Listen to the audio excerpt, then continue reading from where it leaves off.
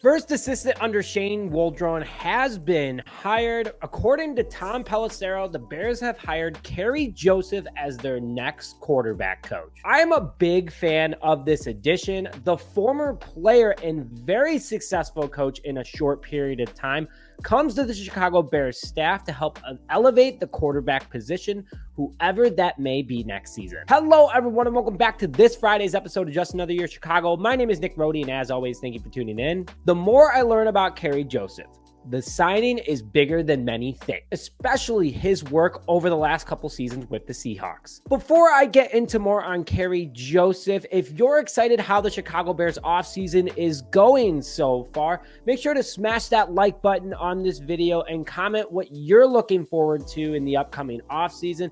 And as always, please hit that subscribe button with notifications to stay up to date on all Chicago Bears news. So let's break down Kerry Joseph and what he brings to the table. Joseph has been a great NFL coach so far for being only 50 years old. He was a player in the NFL, the Canadian Football League, along with the World Football League from 1996 to 2014.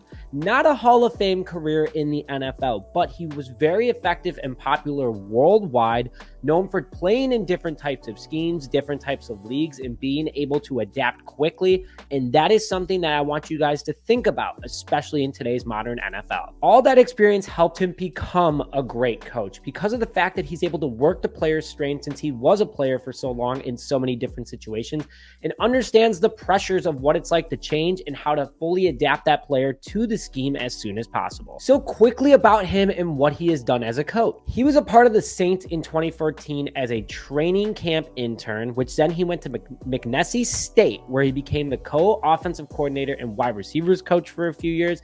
He then was invited back to the NFL by the Tampa Bay Buccaneers to be an intern coach again for their training camp in 2017. Then he got called back to McNeese State to be their head coach, offensive coordinator, and wide receivers coach, where he had some very good success there, developing different players, developing offenses, and being an overall great mentor. Then, because of that success that he had in that 6-year period, in 2020, Pete Carroll and the Seattle Seahawks went calling and brought him to the squad. In 2020, he started as an offensive assistant for the Seattle Seahawks, which I'm going to go into his yearly breakdowns, and you guys are going to be shocked how well of numbers there were due to his contribution. But in 2021, he then became their wide receivers coach, and then he became their assistant offensive quarterbacks coach from 2022 to 2023. So he's had a very spread out career as a coach and has seen a ton of success, and that's why he keeps moving up. So in 2020 for Seattle, they had over 5,900 yards of total offense, 55 touchdowns, and a 12-4 record while he was the offensive assistant, working with Russell Wilson and a few other big targets in Seattle. In 2021, when he became the wide receivers coach, the wide receiving room almost had a total of 4,000 receiving yards, 28 receiving touchdowns, but the overall team had a 7-10 record due to a lot of injuries on the defense.